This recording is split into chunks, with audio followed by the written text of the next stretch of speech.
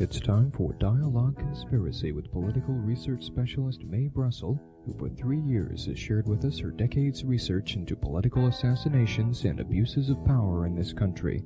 Her program relates the news of the week to emerging evidence about the conspiracy which allegedly maintains by force its control over the legislative and judicial processes in America. And now, here's Mae. The news of the week has been one of Jimmy Hoffa's disappearance. Sherman Skolnick claims that he has been found dead in Osceola, Michigan, and that the FBI is blacking out that news. We have to check on that. You can call his hotline in Chicago, number 312-731-1100, and pick up a tape recording on the Hoffa story. I'll do more on the Brofman kidnapping as time goes on. The garden plot I want to talk about, there's a new story coming out in Playboy magazine. That's the martial law plan that was to take place in California under the direction of Ronald Reagan, that fits into the evidence of the Squad 19 at the election that would nomination rather that would take place in Miami. In 1972 it was moved from San Diego to Miami, but the garden plot was for California. And I want to go into the revelation this week in Dallas, a person saying their plans to kill Gerald Ford and Rockefeller, which fits in with my time schedule and is consistent to what I believe is happening regarding the elections in '76. And I want to talk some more about Oswald and Agent James Hosty. The name is in the news today, but the bulk of this program, I want to get right into it, has to do with a press conference and a new news release from Los Angeles on the Robert Kennedy assassination that's very much in the news. And for those of you who aren't in our local community, on Dialogue Conspiracy preceding the show today, there was a news bulletin that the Rules Committee of the Los Angeles City Council has voted to set up a special panel to review the police department's handling of the 1968 assassination investigation of Senator Robert Kennedy. A 5-member committee is expected to be appointed to that task within 10 days. If you've been keeping up with the news of the City Council voting on opening up this information and the various researchers pulling their energies now together to get out the story of 2 guns in the Ambassador Hotel and the allegations that a security guard shot the fatal shots from the behind of Robert Kennedy, as these researchers are working very hard getting out several movies and books and press conferences. The evidence is being destroyed right and left down in Los Angeles by the police department. Not only the ceiling panels, but other pieces of evidence are being destroyed. There should be a law against a person destroying any evidence in a criminal investigation. There should be a time that this evidence be allowed to remain. Any of these conspiracies in the present or future, certainly, or information that's left from the past, should be protected. And this is one of the most important things that we should be pushing for at the legislature, state, and federal level. Don Freed heads the Committee for Democratic Freedoms in Los Angeles, and he had a press conference just a few weeks ago on some new material on the Robert Kennedy assassination. And if you want a copy of this, I'm sure he'll run it off for you if you send some money. If you want to write to me with a self-addressed envelope, I'll give you the address where you can have the document.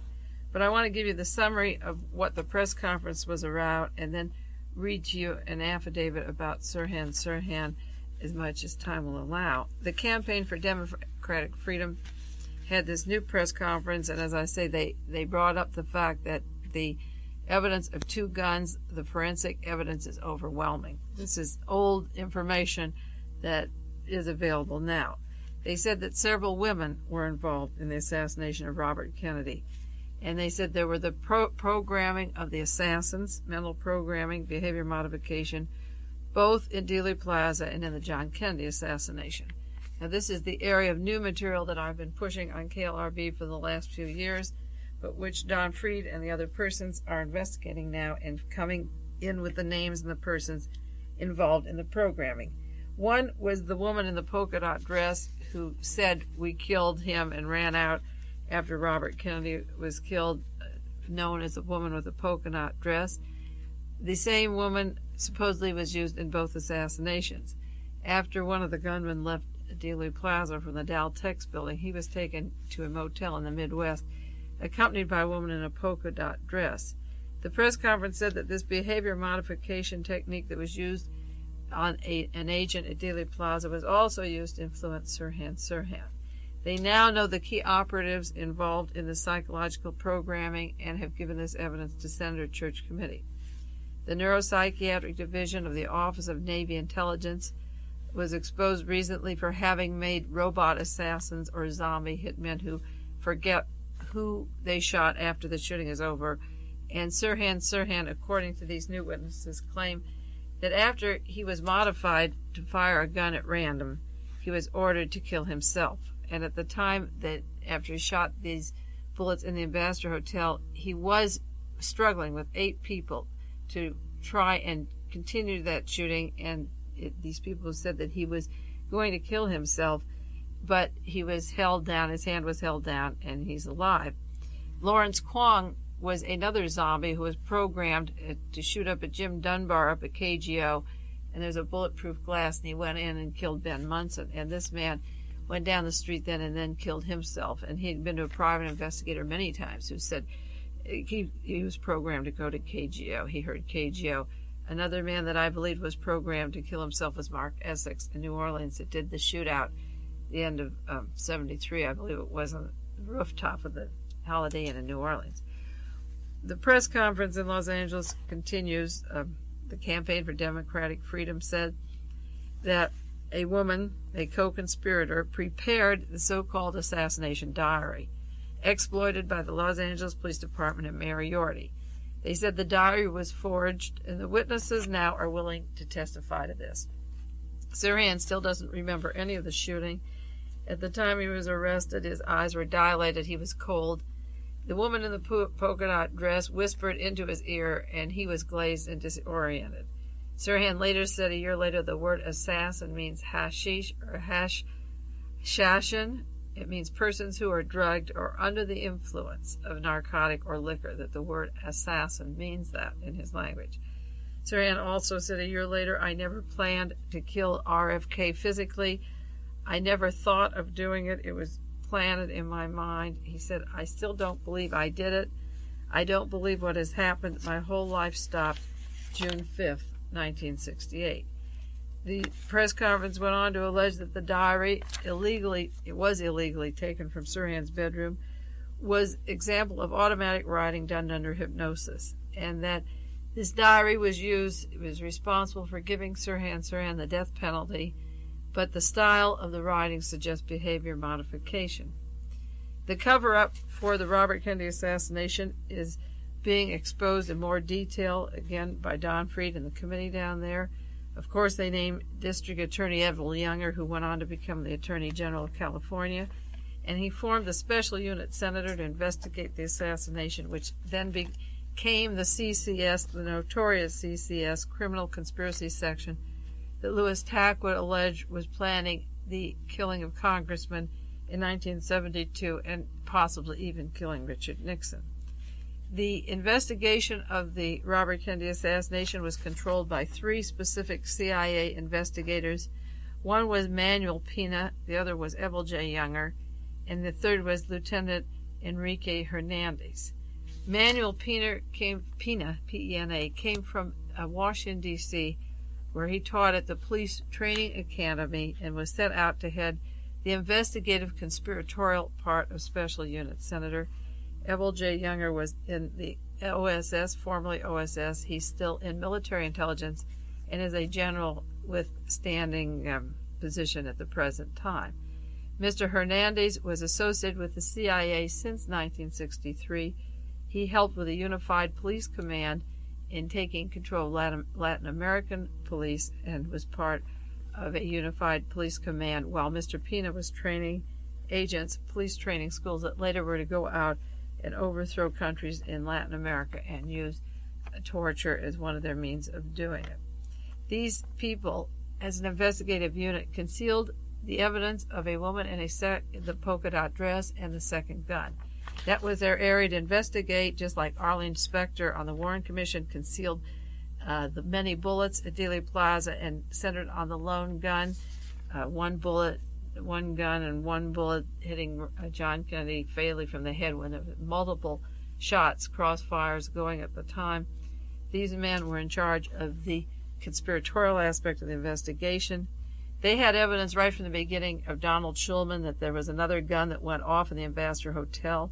They intimidated witnesses. They told witnesses when they spoke of a second gun that they were either mistaken or they were lying. They warned people not to talk to the police or special investigators. These are the CIA agents investigating the Robert Kennedy assassination.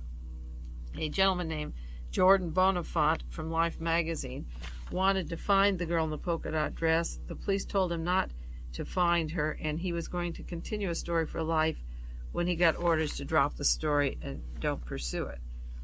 The diary of Lee Harvey Oswald's was planted. Sirhan's diary is planted. Arthur Bremer's diary has not been examined. It wasn't introduced in court. And Gore Vidal said the style sounded like E. Howard Hunt, that they all sounded like E. Howard Hunt. But these women now are coming forth. There's evidence of the original girl in the polka dot dress is dead, Kathy Fulmar, but another one must be available to the men in Los Angeles who had the press conference and is willing to talk.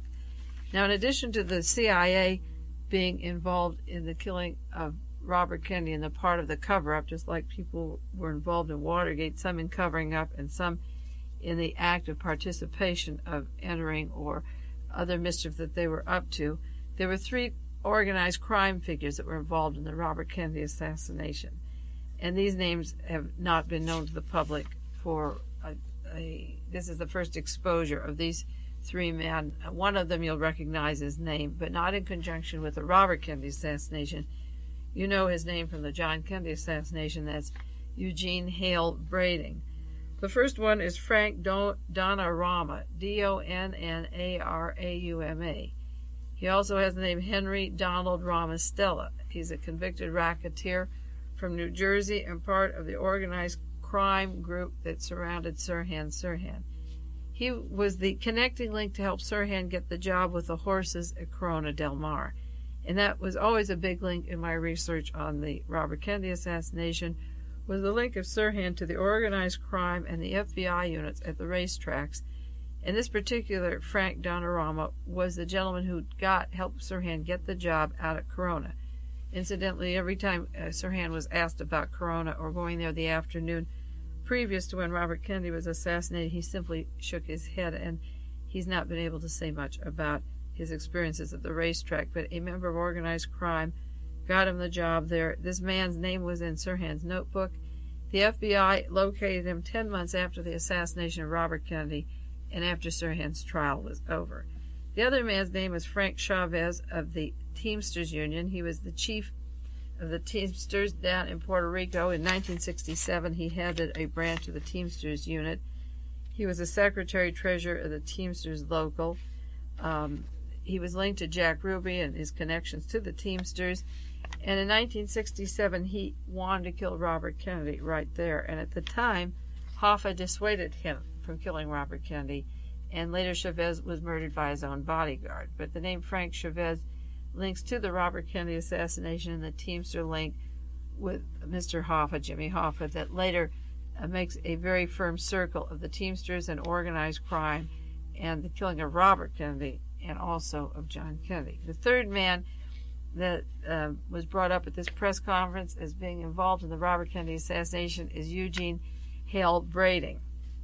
The investigators in Los Angeles seem to feel that he's important because he was arrested at Dealey Plaza in November 22nd, 1963, and there's many persons who are alleging now that he was one of the gunmen at Dealey Plaza and then went to the Daltex building where he was arrested and released. And his name is published in articles and magazines now as having been one of the gunmen until a grand jury is formed or a proper legal investigation goes forward.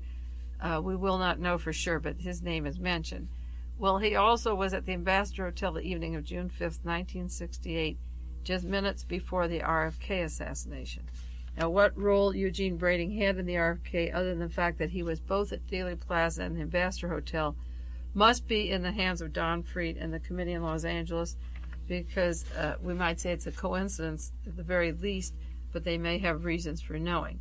They made allegations in their press conference that the special unit senator knew all along about the girl in the polka dot dress, that the reports of her, like the ceiling panels, are missing now, that these other documents are being destroyed every day down Los Angeles, that the evidence of the other gun is being destroyed, that Sirhan was under some kind of a guard and discipline accompanied for days before Robert Kennedy was assassination, that he was in the constant company of one woman up to the day of the murder.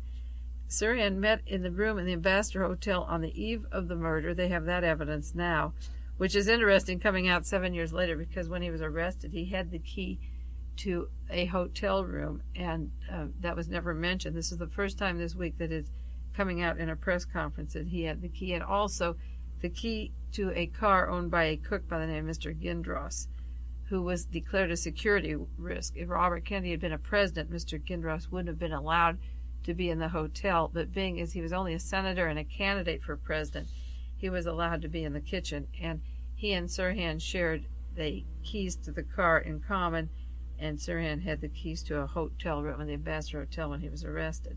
Also mentioned in the press conference was that the radio band of the police went dead, as it did in Dallas, Texas when John Kennedy was killed, or in Memphis, Tennessee when James Earl Ray left town and Martin Luther King was murdered. The radio bands all went dead, and the parallels between these various assassinations are overwhelming and not coincidental.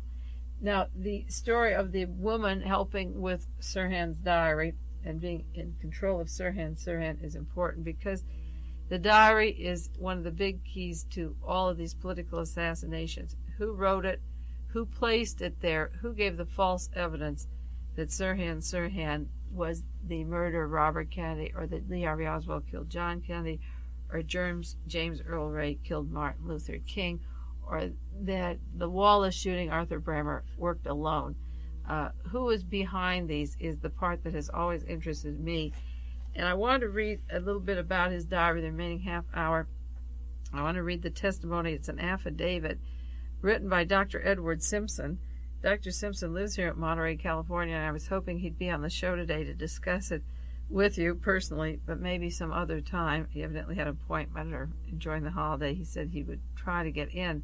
But Dr. Simpson wrote an affidavit 2 years ago, March the 9th, 1973, which is just being handed out at press conferences and being written up now, and he will be on national television in the fall, regarding Sirhan. And I want to read you some points in his affidavit. There's 38, and as much as time will allow, I'm going to read them on the air about the psychological behavior of Sirhan and what happened at his trial, and how this person was manipulated at an open trial by the psychiatrist, and the origin of this lone gunman could be perverted by the psychiatric team, while the ballistic experts perverted their evidence and the other witnesses perverted theirs. The psychiatrist had a role in this too, as well as the police department. The conclusion of the affidavit that was signed by Dr. Edward Simpson said Sirhan's trial was and will be remembered as a psychiatric blunder of the century. He says, paragraph 38, he says, the summary I'll read to you first and then go into the other points.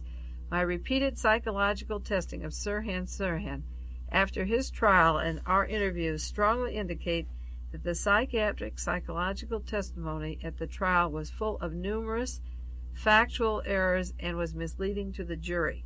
Most of the doctors testifying saw their role in proving why Sirhan killed Kennedy, which required a focus on pathology and mental illness that I found does not exist. They failed to consider the real fact in a more objective light, and failed to consider the possibility clearly suggested by the ballistic testimony and by Sirhan's own testimony under close scrutiny that perhaps Sirhan did not kill Robert F. Kennedy. Now, Dr. Edward Simpson is a practicing psychologist, does psychotherapy here in Monterey Peninsula. His formal academic background included graduation from Stanford University, an MA at New York University, Master's Psychology at University of Louisville, a PhD, magna cum laude from Heidelberg University, a diploma in community psychiatry in the state of California for training in community psychiatry and mental health. He has many degrees and has membership in professional organizations across the country in the British Society and from Europe. He's worked in up at San Quentin prison, and that's where he met Sirhan Sirhan. He had 5 years as chief clinical psychologist at Monterey County Mental Health, 6 years as senior psychologist at the California State Prison at San Quentin, 4 years of chief psychologist at Hunterdon Medical Center in New Jersey, and 2 years of clinical psychologist, Alaska Territorial Department of Health. I have tremendous respect for Dr. Simpson, and I've mentioned his name on the program many times before. This was a gentleman who fled communism. He lived in Eastern Europe. The Russians were moving over, and he fled communism and came to this country and began practicing his training here and working here. And he was what you'd say part of the system to have these jobs, to be senior psychologist at a state prison in San Quentin. Particularly through these very rough years, he was what you would say an establishment doctor, a trained psychologist working for the prisons. And yet, when he saw the evidence of what was happening in the case of an individual person like Sirhan Sirhan, he had the courage to break away from the system and say, no, this isn't right. Just like Mr. Alges had writing his book on Inside the Company, and Mr. Marchetti or Mr. Marx arguing against the CIA and what they're doing to America. These people are few in number, but they are surfacing. Louis Tackwood was one of those who took an unpopular position, left the LAPD, and exposed the same chief of police, Ed Davis, who was making the blunders on the Sirhan Sirhan case. These people aren't many, as I say, and to talk about them is sometimes as important as to talk about their work and their findings. They're unique. And I hope that you young people and you older people that listen to this show who are in a position to change the course of society or change the truth and put us back on the right track, take this position and do what Dr. Simpson did in particular and help to find the truth and find out who's doing these conspiracies. And even though he was a victim of communism and escaped there and came to this country, he still is taking a position to fight for democracy by getting rid of these evilist doctors in this particular field that he knows, and he expresses himself well in exposing them to get us back on a democratic course, because fascism and communism are equally evil, and what we're working for is a democracy. And so I want to read some of these points in this affidavit that Dr. Simpson stated, and I'll read you these paragraphs. He said during his 6 years at San Quentin, he had an opportunity to study thousands of prisoners. In the summer of 1969, I interviewed and tested extensively and repeatedly during approximately 20 weekly visits one particular inmate on death row, Sirhan Sirhan. After my visits with Sirhan were terminated, I found that he repeatedly requested his family to contact me to review his psychiatric record. And when I had the chance, I met with William Harper, a ballistic expert. I'm appalled at the conduct of the mental health professions involved in this case. I undertook the writing of this affidavit because I feel it would be a disservice to the profession of psychology to let the matter rest without further review.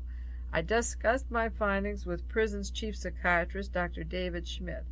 It is our conclusion that the findings reported during Sirhan's trial in Los Angeles, California, did not match, but were in fact strictly in conflict with the findings elicited from Sirhan when he arrived at San Quentin prison.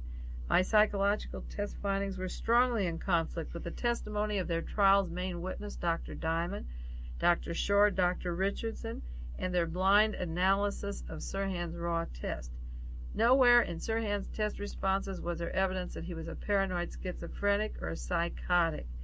The bias and errors of the psychologists, such as Dr. Shore, are well illustrated by the fact that his IQ estimates of Sirhan were significantly lower than those I've obtained at San Quentin. And he has a list of verbal IQ, 129, very superior, performance 119, bright to normal, full scale IQ 127, superior.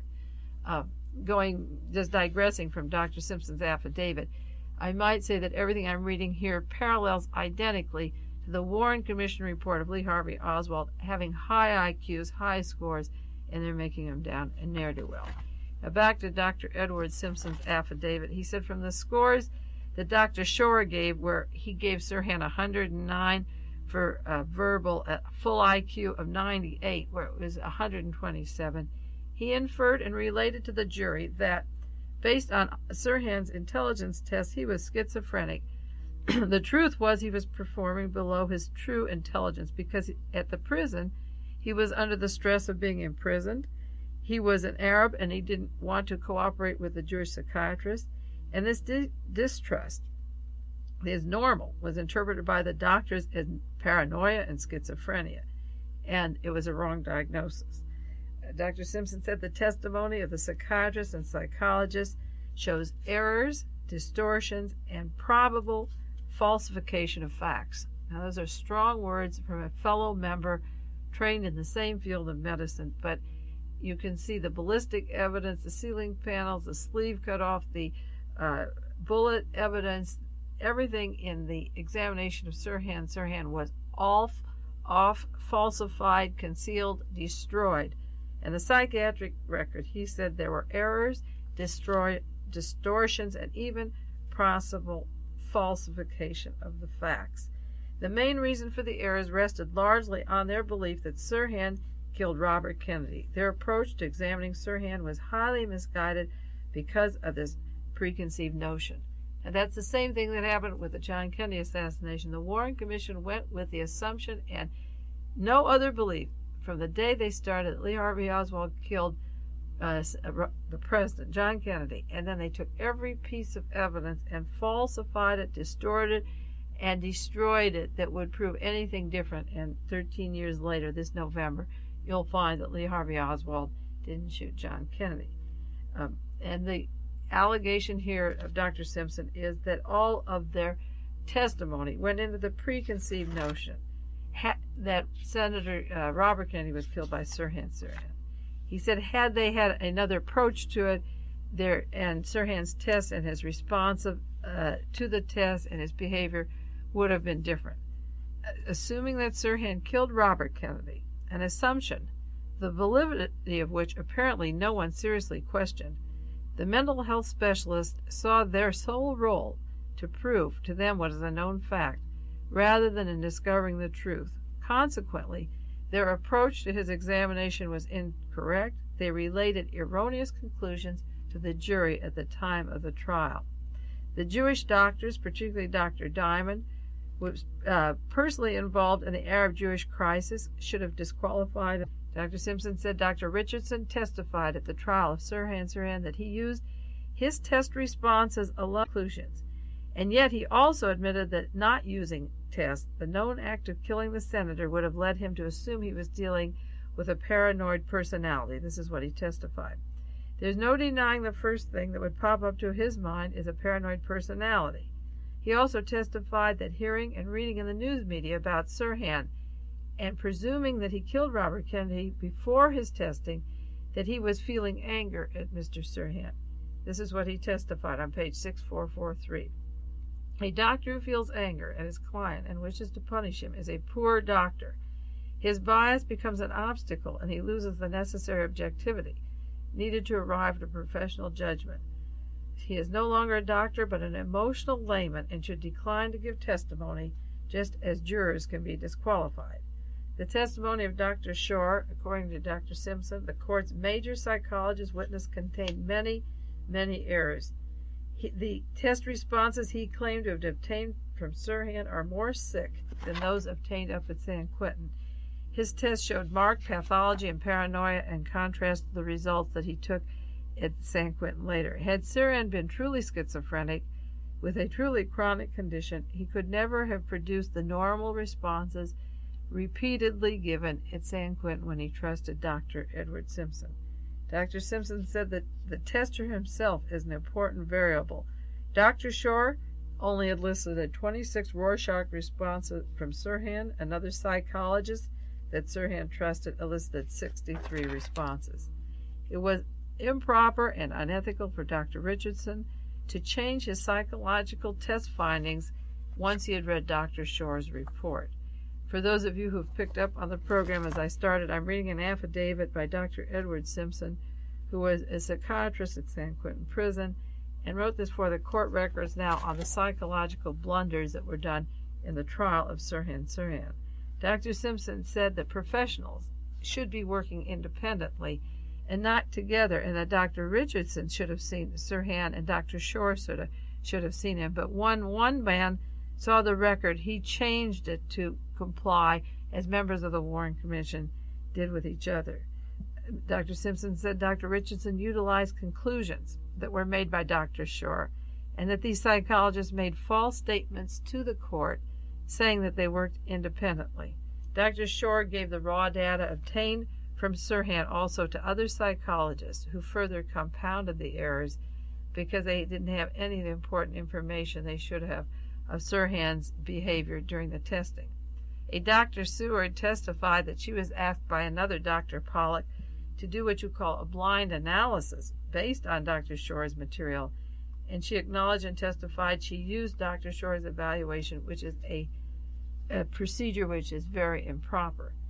To digress again, the John Kennedy assassination was written as a blind analysis of Lee Harvey Oswald by third persons who never met him in their life. And when I broke down their adjectives and how these people happened to be called as witnesses, they never saw him or never met him. And their blind analysis made up the introduction to the Warren Report and the basis of Lee Harvey Oswald. Back to this affidavit by Dr. Simpson, he said a Dr. Crane was one person who followed the correct guidelines for mental health professionals. Of all the psychologists called in, he refused to testify unless he himself could see and examine Sirhan Sirhan. Dr. Diamond testified that Sirhan never talked to him very much, that Sirhan suspected him because he was Jewish, and finally Dr. Diamond admitted that he was Jewish and that his daughter and granddaughter and his son were living in Israel at the time of the trial, and that's the country that Sirhan was forced to leave when Palestine became Israel and his family was forced to leave that country. Dr. Diamond should have disqualified himself, which he didn't. Dr. Richardson's testimony was based on the assumption, as I said before, that Sirhan killed Robert Kennedy, and without his conjecture, all the testimony should have been thrown out because that was the only anchor point. There was a Dr. George DeVos who testified about Sirhan, yet he never examined Sirhan himself, and he should never been able to present in court a diagnosis of a paranoid schizophrenic. A Dr. Marcus testified on the basis of a book called The American People by a man named Musey, and later it turned out that this book was taken from another author and he should never have been allowed to testify on this book. The defense attorney, Grant Cooper, made the stipulation that Sirhan's handwriting was in this book, although he wasn't a handwriting expert, and there was no evidence to support the fact that Sirhan was influenced by a book called The American People. Supposedly, Sirhan had underlined portions of the book on McKinley's assassination. His attorney, Grant Cooper, who came from John Rosselli's case to defend Sirhan, that's the member of the organized crime that was hired by Robert Mayhew and the CIA to kill Castro. This chain of command, Grant Cooper went from Rosselli to Sirhan and stipulated there was handwriting in a book that would make his client appear to have premeditation or thought of assassination when Grant Cooper was not an expert in handwriting at all. Mr. McGowan talked about the fine writing, the underlining notations in this book, and yet it wasn't consistent with Sirhan's writing, and he should not have been allowed to testify in that. Dr. Simpson said that reading and studying the transcript of Sirhan's trial, there is the dominant impression that the psychological team, largely made up of Jewish doctors, pooled their efforts to prove that Sirhan, the hated Arab, was guilty and insane, a paranoid schizophrenic, whereas Sirhan is not and was never a paranoid schizophrenic. The jury was fed pooled information by a composite of doctors and by the main author of the defense strategy being Dr. Diamond. And Dr. Diamond was wrong. Dr. Simpson has said he was not objective enough. He didn't get an impartial search for truth.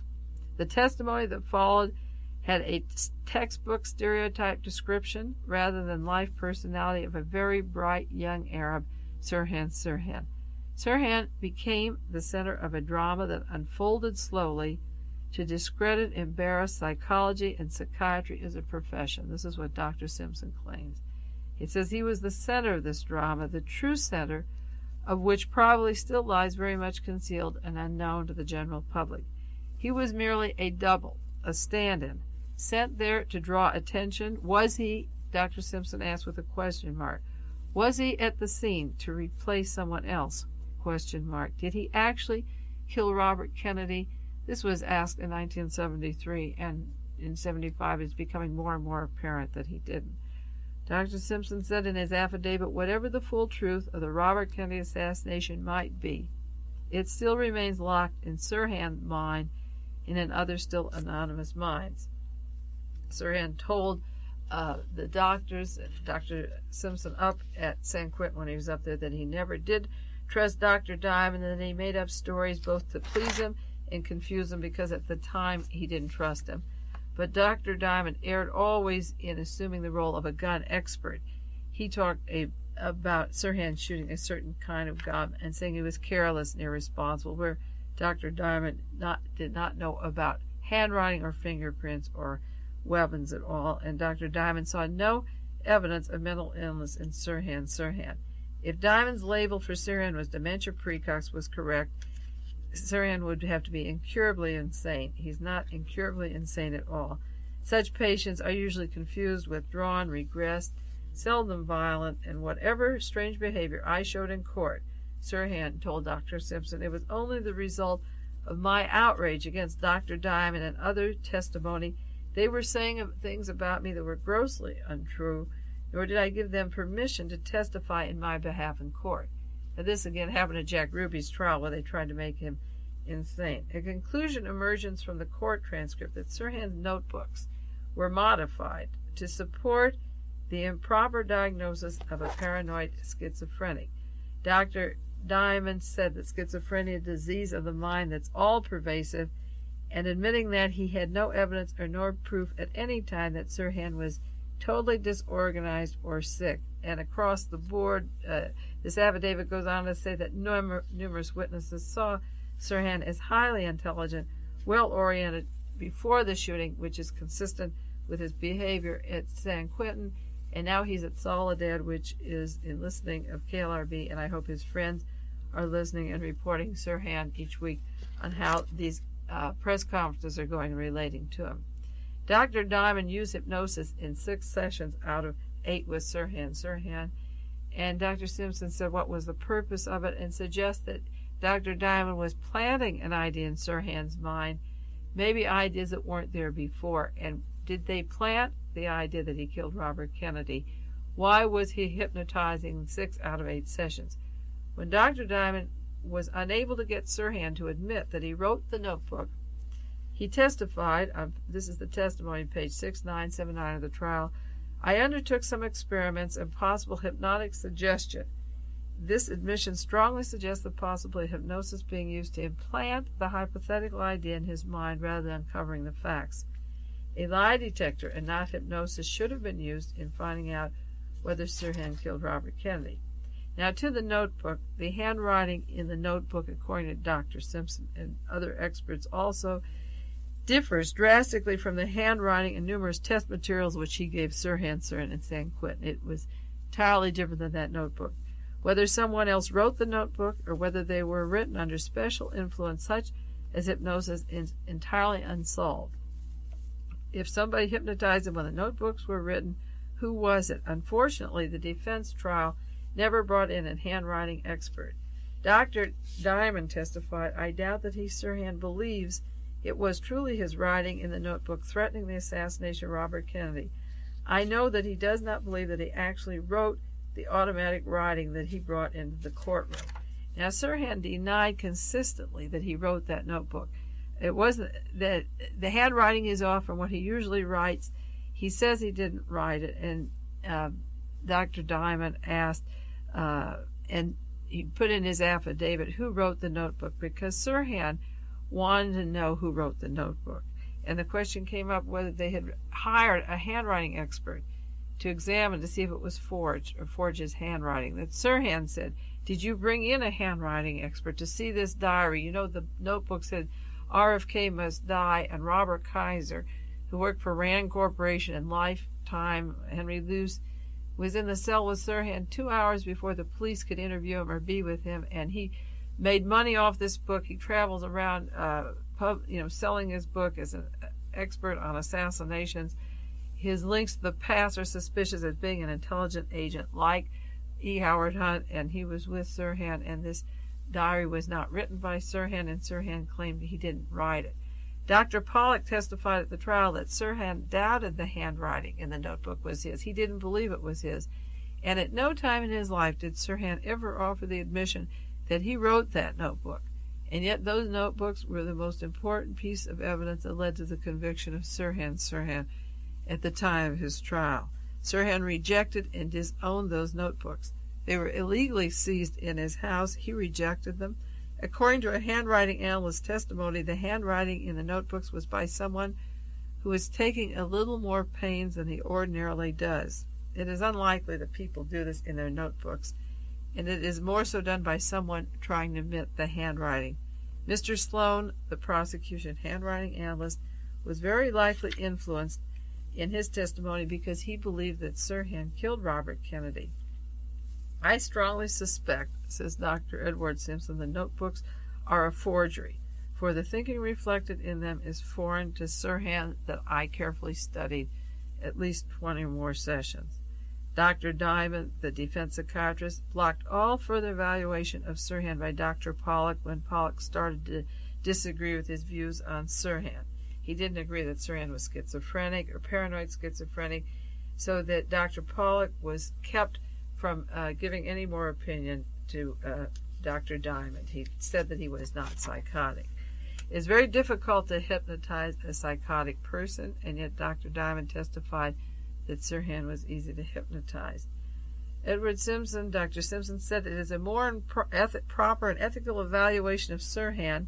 All the psychologists and the psychiatrists should have worked independently. They should not have worked as a team. They contaminated and influenced each other's views and findings.